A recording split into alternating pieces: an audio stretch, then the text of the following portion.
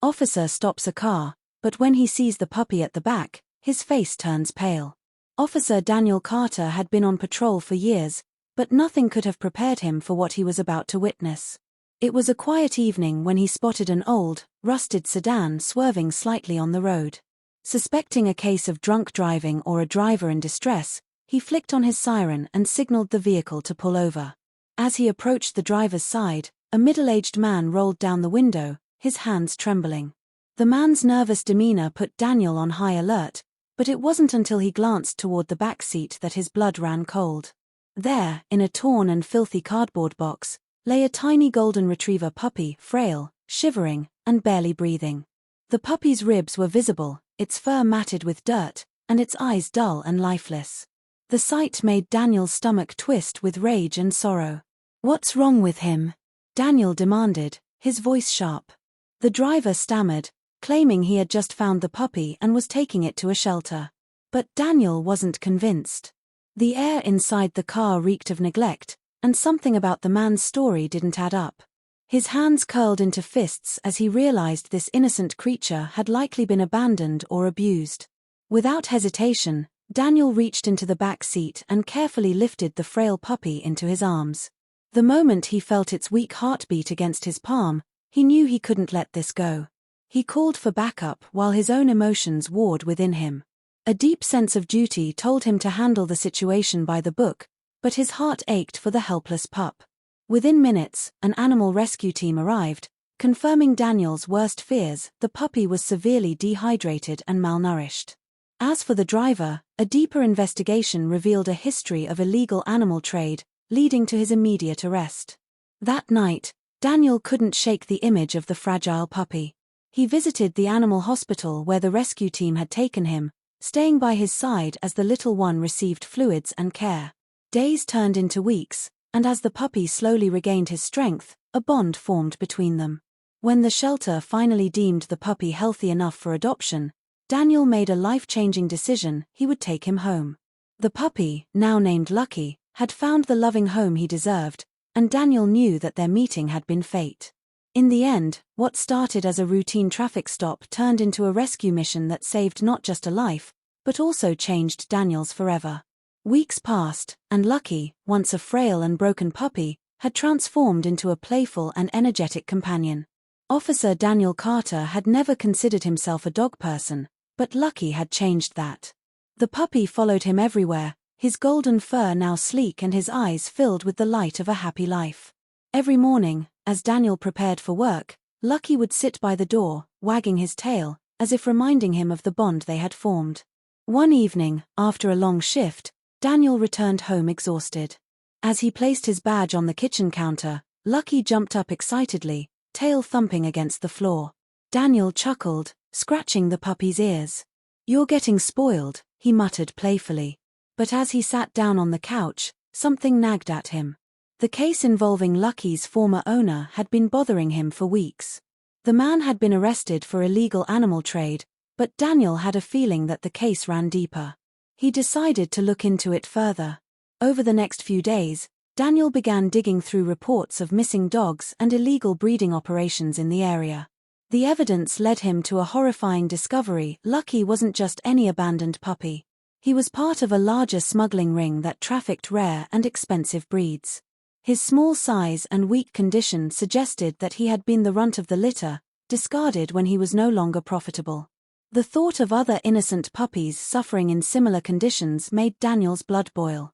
He knew he had to act fast. Determined, Daniel contacted his precinct and proposed an undercover operation. With Lucky's rescue as the key piece of evidence, they traced the smuggling ring to an old warehouse on the outskirts of town. What they found there was worse than he had imagined: dozens of caged, malnourished puppies, their cries echoing through the cold, dark space. The operation led to multiple arrests, and the puppies were sent to shelters for rehabilitation. That night, as Daniel sat with Lucky curled up beside him, he realized that what had started as a simple traffic stop had uncovered something much bigger. And thanks to one small, abandoned puppy, justice had finally been served. A week after the raid, Daniel sat at his desk, flipping through reports of the rescued puppies. The shelter had informed him that many of them were slowly recovering, though some were still too weak to be adopted. His heart ached at the thought of how much suffering they had endured. Lucky, now full of life, sat by his feet, gnawing on a chew toy as if he had never known pain. But Daniel couldn't shake the feeling that there was still more to uncover. Late one night, while reviewing files at home, Daniel noticed something odd. The arrested smugglers weren't talking, refusing to reveal where the rest of the operation might be. But there was one name that appeared frequently in their financial records. An unknown supplier simply referred to as J.S. Daniel had a gut feeling that this person was the real mastermind, someone who had been running the operation from the shadows. If he was right, there were still more innocent animals at risk. Determined, Daniel took a leave of absence from his usual patrol duties and began investigating on his own time. He contacted informants, reviewed surveillance footage, and followed every small lead he could find. His breakthrough came when he spotted a pattern. Several reports of missing dogs had come from a rural town outside the city, all near an abandoned farm. It was a long shot, but Daniel had learned to trust his instincts. He packed his gear, took Lucky with him, and drove out to investigate. The moment he arrived at the farm, a chill ran down his spine. The place was eerily quiet, the barn doors slightly ajar. As he approached, Lucky suddenly let out a low growl, his ears perked up. Daniel's pulse quickened. He reached for his gun and took a cautious step forward. What he saw inside the barn made his blood run cold. Rows of makeshift cages, filled with frightened, whimpering dogs. But before he could react, a shadow moved behind him. The next thing he knew, there was a sharp crack, a blinding pain shot through his head, and everything went black. Daniel's head throbbed as he slowly regained consciousness. The taste of blood filled his mouth, and his hands were tied behind his back with rough rope. His vision was blurry, but he could make out the dimly lit barn around him. The scent of damp hay and unwashed animals filled the air. A deep growl caught his attention. Lucky. The puppy stood a few feet away, his small body tense, his teeth bared at the man standing in front of them. A cold voice broke the silence. "You should have minded your own business, officer." Daniel squinted, focusing on the figure before him. The man was tall, dressed in dark clothing, his face partially hidden by the shadows. He was the missing link, J.S. the mastermind behind the smuggling ring. A chilling smirk curled at the man's lips as he crouched down. "I should have known someone like you wouldn't let this go," he mused. "Too bad you won't be leaving here." Daniel's mind raced. He had no backup, no weapon, and he was restrained. But he wasn't alone. Lucky, still growling, was creeping closer. The little dog, once weak and abandoned, was now standing his ground. Daniel locked eyes with him, silently urging him to wait for the right moment. J.S. stood and turned toward a nearby table, rummaging through a bag. This was it. With a sharp whistle, Daniel gave Lucky the signal. The puppy lunged forward, sinking his tiny teeth into J.S.'s leg. The man cursed, stumbling backward, and in that split second, Daniel acted. He twisted his wrists against the ropes, feeling the fibers loosen just enough. Ignoring the pain, he yanked free, surged forward, and tackled J.S. to the ground. The man fought back, but Daniel's adrenaline-fueled strength overpowered him.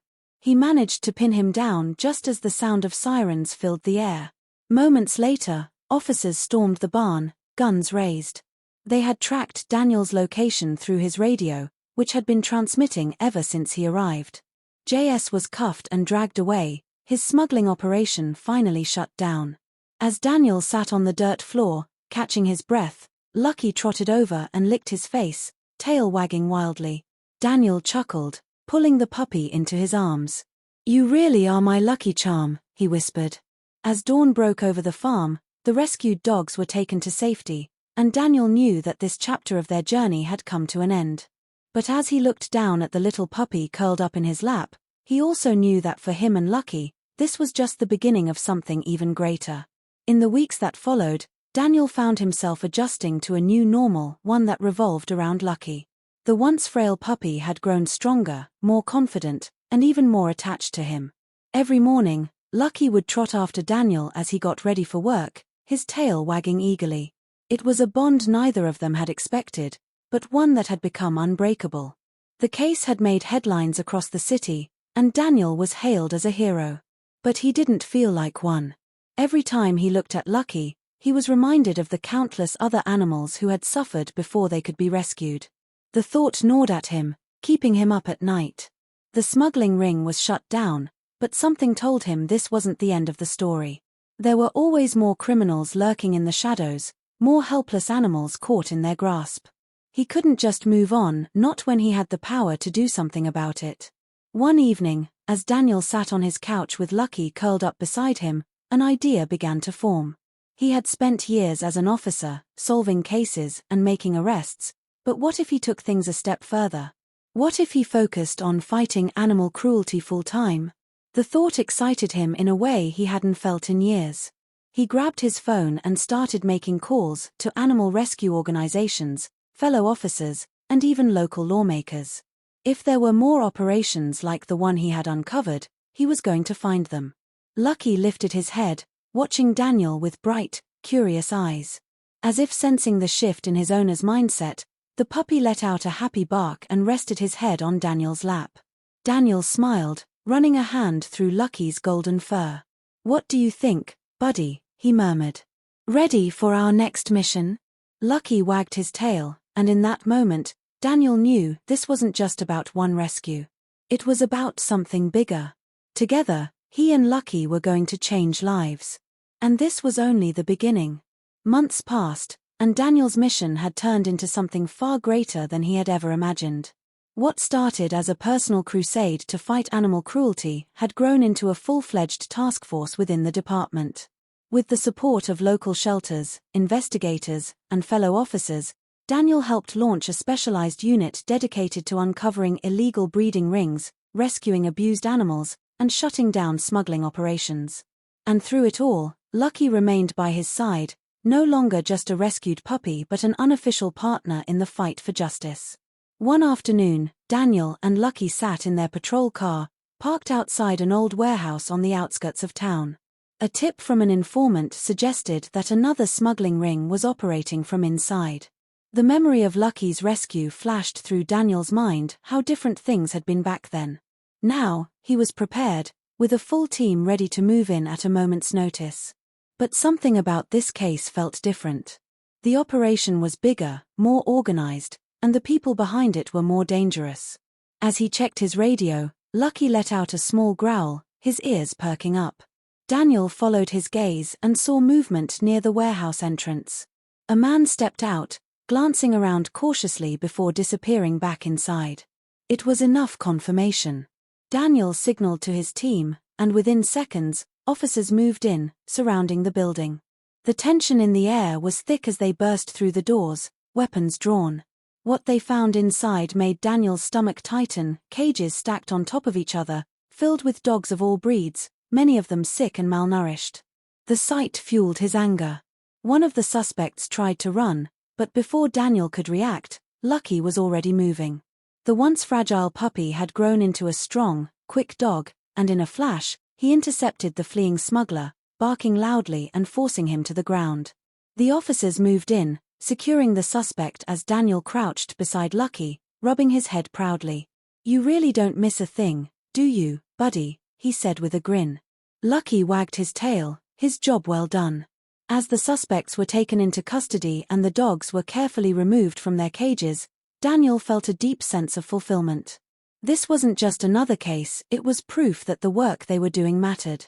As he stood outside, watching the rescued dogs being loaded into shelter vans, he looked down at Lucky, who sat beside him, ears perked, ready for whatever came next. Daniel smiled. "We're just getting started, aren't we?" Lucky let out a happy bark, and as they walked back to their car, Daniel knew one thing for certain: this was their calling. Together, they would keep fighting. Together, they would make a difference. And no matter how many battles lay ahead, they would always face them side by side. As the months passed, Daniel's specialized task force gained recognition across the state. More departments adopted similar units, inspired by the impact his team was making. Rescued dogs were finding loving homes, and smuggling rings were being dismantled one by one. But Daniel knew that the fight was far from over. Every success only exposed how deep the problem ran, and each case was a reminder that their work was just beginning. One evening, Daniel received a call from an anonymous tipster. The voice on the other end was shaky, almost fearful. "They're moving something big tonight. Dogs, rare breeds. If you want to stop them, you need to be at the docks by midnight." Before Daniel could ask for more details, the line went dead. He stared at his phone, his gut twisting. This felt different. More dangerous. But if there were animals in trouble, he couldn't ignore it. He wasted no time assembling his team. Lucky, now an official K9 with his own badge, sat alert in the passenger seat as they drove toward the docks. The night was eerily quiet, the air thick with tension. As they approached, Daniel could see faint lights in the distance, trucks parked near the water, figures moving in the shadows. The moment he stepped out of the car, Lucky tensed, his nose twitching. Daniel whispered into his radio, "They're here. Stand by." Suddenly, a dog's desperate whimper echoed through the night, followed by a muffled voice cursing. That was all Daniel needed to hear. "Move in," he ordered. Chaos erupted. Officers swarmed the docks, shouting commands as suspects scattered. Daniel sprinted toward one of the trucks, throwing open the back doors. Inside, dozens of terrified dogs huddled together, their eyes wide with fear. But before he could react, a figure lunged at him from behind. A sharp pain shot through his side as he was thrown to the ground. Lucky barked furiously, leaping into action. He latched onto the attacker's arm, growling with a fierceness Daniel had never seen before. The man yelled in pain, trying to shake Lucky off, but the dog refused to let go. With a surge of adrenaline, Daniel pushed himself up, ignoring the sting in his ribs, and tackled the suspect, pinning him down until backup arrived. As the final arrests were made and the dogs were safely removed from the trucks, Daniel leaned against his car, catching his breath. Lucky trotted over, his tongue hanging out, as if asking if he'd done a good job. Daniel chuckled, ruffling his fur. "You saved me again, partner," he murmured. As the first light of dawn broke over the city, Daniel looked out at the scene before him, officers securing evidence, volunteers comforting the rescued dogs, and Lucky sitting proudly by his side. This was more than just a job now. This was his purpose. He glanced down at Lucky and smiled. "Let's go home, buddy. But something tells me this won't be our last mission." Lucky wagged his tail, and Daniel knew no matter what came next, they would always be ready. Together. A few days after the raid at the docks, Daniel sat at his desk, staring at the case files spread before him. The arrests had been a victory, but something wasn't adding up. The suspects refused to talk, and the paperwork they recovered pointed to an even larger network operating beyond the city. Whoever was running this operation was still out there, and they weren't going to stop.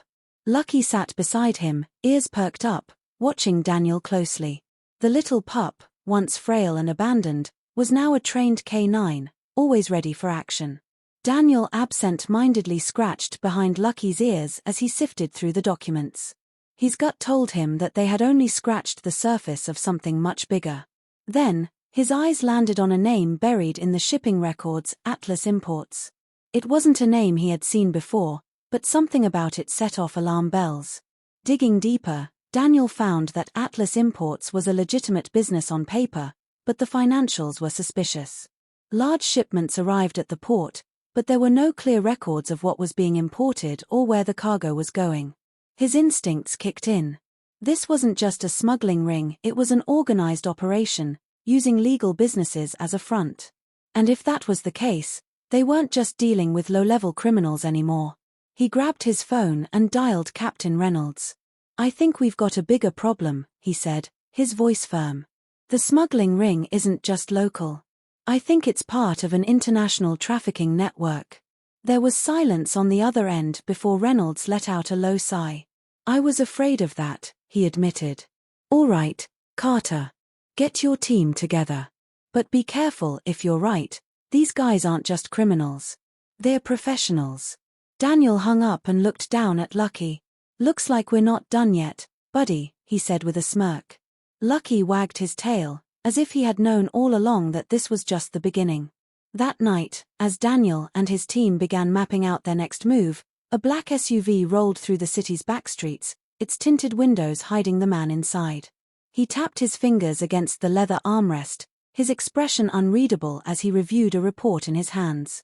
A photograph of Daniel Carter was clipped to the top.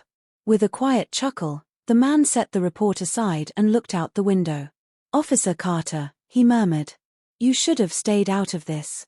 As the SUV disappeared into the night, Daniel had no idea that he had just made a powerful enemy. One who wouldn't let him walk away so easily. The next morning, Daniel woke to the sound of Lucky barking near the front door. His instincts kicked in immediately. Lucky never barked without reason. He grabbed his gun from the nightstand and approached cautiously, peeking through the window. A black envelope lay on his doorstep. His stomach tightened. Opening the door slowly, he picked up the envelope and tore it open. Inside was a single piece of paper with a typed message. "Walk away." No signature, no return address, just those 2 words. Simple, direct, and filled with unspoken threats. Daniel clenched his jaw. Whoever was behind the smuggling operation knew he was closing in, and they wanted to scare him off. But they had made one mistake.